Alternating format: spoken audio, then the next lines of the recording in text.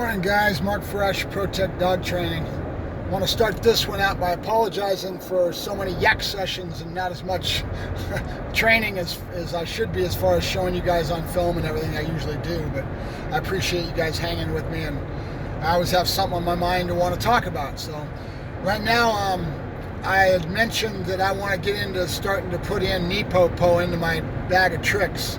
I look at my skills and everything that I've got over the years that I've gotten skills with and done for so long.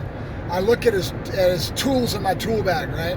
Each time I get into something and I kind of master it and I can apply it when I want to, it's just a tool that I can pull out with the right dog and use in the right time. Knee po is one of those things. Knee po stands for negative, positive, positive. And as a trainer, I use a semblance of this, and I have for years, but I haven't ever really used the stem collar to the level that they're doing and getting into the conditioning and the hardwired conditioning, meaning you need to understand what makes a dog tick to be able to use this sort of thing and be able to master it. I wouldn't suggest knee po for a beginner, as an example. For one, you're using stem collar, e-collar, and it's how you approach things in the proper knowledge base of understanding classical, operant conditioning, and all the factors that you need to have a full realm of understanding of how to condition an animal, because you're going to be putting pressure on the animal, what they call pressure, and they also call it squeezing. There's all kinds of little words for it and terminology, but it all basically means the same thing. You're basically putting pressure on them with a stem in such a way that you're timing it with negative, then positive. The positive basically is the release of the pressure, and then the next positive would be release into reward. So that timing and the whole aspect of it is, again, an art. You got to be able to feel it, and what you're after is to try to get the dog loaded. He's going to be loaded up. This doesn't work with all dogs. This isn't something that I would use for a pet quality dog that's a soft dog, okay? Because he couldn't handle it, right? You have to have the right dog to really get the full benefit of something like this. My opinion at this point. I may change my opinions as I get more and more into this, but with the pandemic going on and the finances where they're at and everything else, it's a thing that I can't be going out to these seminars. I can't afford it right now, and my business has dropped off like it has for a lot of people, okay? And it is what it is. So I'm really going after the online knowledge right now and trying to fill myself with that and try to apply it. I will also be going to a good friend of mine that's a professional trainer that I respect, Mr. Ted Bellmeyer, with Leashless, and he's a great aspect of being able to give me what I need in regard to being a spotter, right? Because I've told you about this before, we all kind of have our own blinders that we have on.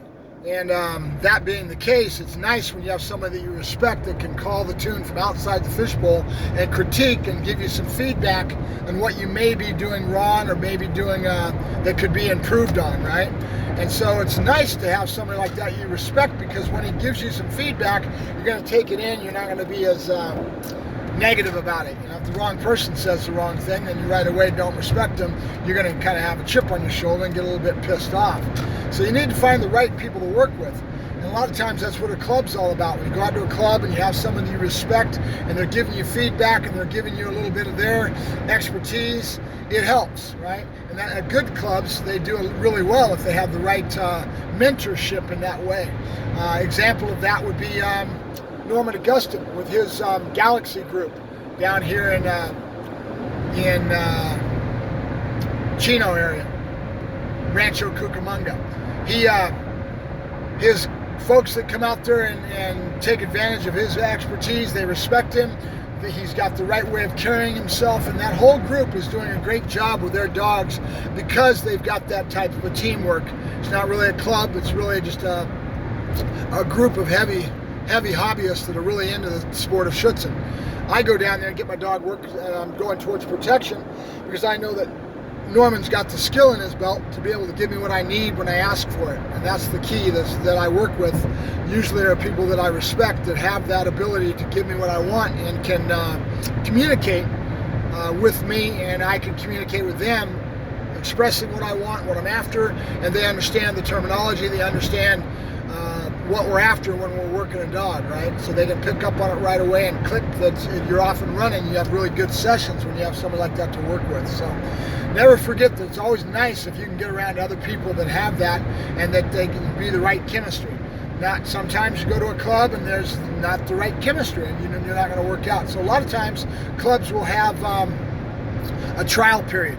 They'll have like a 2 or 3 month trial period, and if you gel with their group of people, they'll let you in the club, and then you become a club member.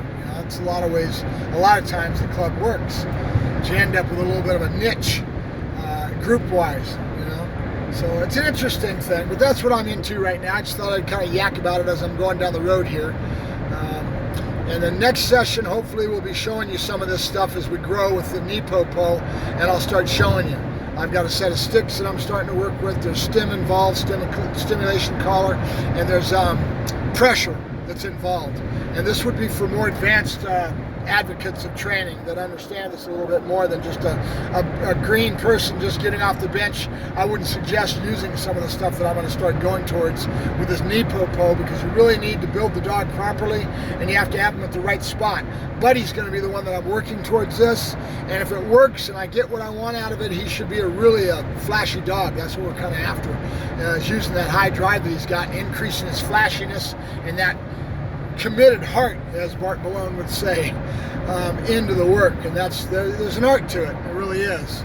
So that's what I'll be working on this next year, is kind of adding that to my toolbox, along with a few other things that we're going to be talking about with bloodlines and what I got going on with my Dutch Shepherds. We're putting some things together that you guys should be real happy about, and raising some real nice puppies. We got my bloodline started, but I'm going to be growing a little bit more in that direction and adding to my bloodlines, and you'll start to see when I come out with this, you'll hear about it through me. So stay in tune, hit that subscribe button, hit that bell, and make sure you've got yourself tuned in, because there's always something that I'm doing that'll hit your email box or hit your little notifications, and you'll know what I'm up to. So all right, I'm gonna let you guys go. I've been yakking too long. Mark Ferrasci, Protect Dog Training, heading down the hill to train some dogs. I'll talk to you later. Bye-bye.